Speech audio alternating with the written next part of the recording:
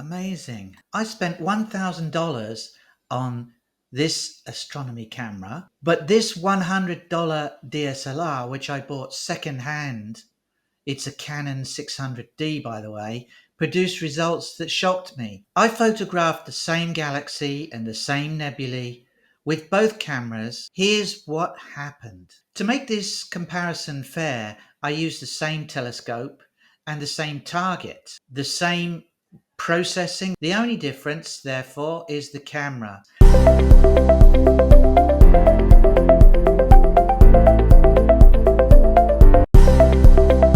First up, the Canon 600D. This is a modified DSLR from 2011. I bought it used for about $100. It has an APS-C sensor, shoots RAW, and connects to my laptop for live view. All in all, it has everything that I need for astrophotography, really. I captured approximately 150 frames at 120 seconds each for both cameras. So that's an equal total integration time of about 5 hours, perhaps slightly more. Here's the stacked result. Now the ZWO ASI533MC PRO, my trusty astro camera, and it has a cool sensor, lower noise, and is specifically designed for deep sky imaging. Same target, same exposure time, and same processing. I captured 150 frames at 120 seconds each. The same 5-hour exposure time. Here's what it produced.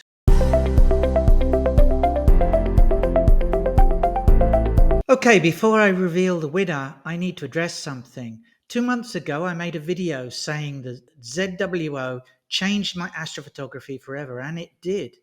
For my specific needs as someone shooting 100 plus nights per year. But after testing both cameras side by side, I realized something very important. The ZWO's advantage only matter in specific scenarios. Let me show you what I mean. I know you're thinking, obviously the $1,000 camera is better. It's 10 times the price, and you're right, well, mostly, but there's a catch that changes everything, especially if you're just starting out. For pure image quality, the ZWO wins. The cooled sensor produces much less noise, the color accuracy is better, and fine details are sharper.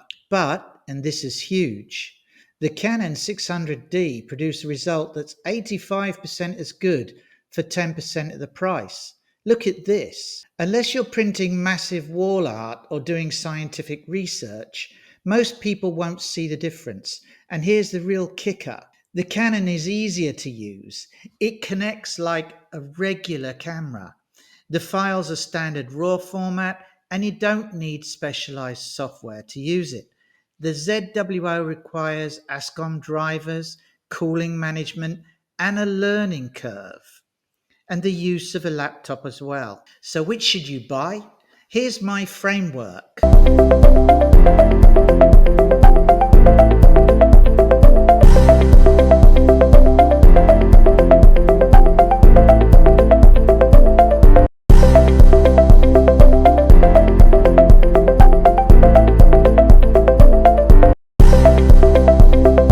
Now the ZWO is better. That 15% difference matters in specific scenarios. Let me show you exactly when each camera makes sense. First, let's talk about why this Canon performs so well. Well, it's been modified, but this is basically the IR filter that came out of the camera when I had it modified. This is stopping all that valuable red. Modification to a DSLR camera removes infrared blocking filter from the sensor. And why does it matter? Because that means you can capture approximately 4 times more red nebula detail, which is the H alpha wavelength. It costs between $75 to $150 for professional modification. I think I paid near the lower end actually for that. Stock DSLRs, unfortunately, are made for daytime use in photography. So that's why about 75% of that beautiful red nebula light is pretty invisible to them. Remove this filter and suddenly you're capturing the Horsehead Nebula, the Rosette Nebula, the California Nebula, all those iconic red targets. This $75 modification is what makes the Canon competitive with cameras 10 times its price. Okay, here's my final recommendation based on quite a few weeks and nights of real world testing. If you're just starting astrophotography, get the modified Canon 600D or something similar. Spend that extra $900 on a better telescope or a star tracker. Master the basics, build your processing skills, and upgrade to the ZWO when you're consistently hitting 5+ minute exposures. But if you're already shooting 50+ nights per year and fighting thermal noise in your images, like I did, the ZWO's cooling will save you hours of processing time. And a quick question for you. Which camera are you choosing? Canon 600D, something similar, or ZWO ASI533MC PRO? Again, maybe something slightly similar to that. There are many variations.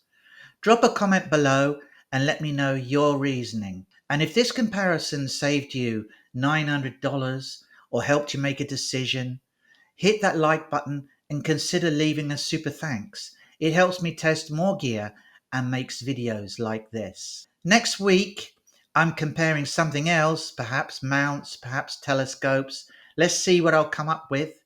But for sure, I'll try to put as much value into the video as I can. If you want to see that comparison, hit subscribe so you don't miss it. I'm always testing gear to help you spend smarter. Thanks for watching. Clear skies and see you next time.